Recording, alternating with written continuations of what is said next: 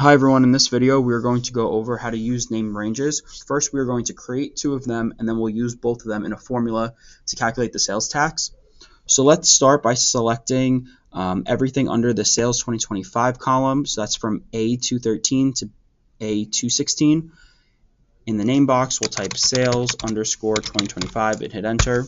Remember, we have to use underscores for spaces. If we forget and we just put a space and hit enter, it'll just give us an error.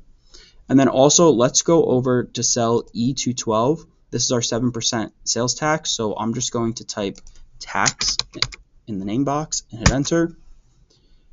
Now we can go over to cell B213 and type equals sales underscore 2025 and hit tab. And then we're going to multiply this by our tax. So Shift 8 on your keyboard is the multiplication symbol. So we'll do tax, tab, and hit enter.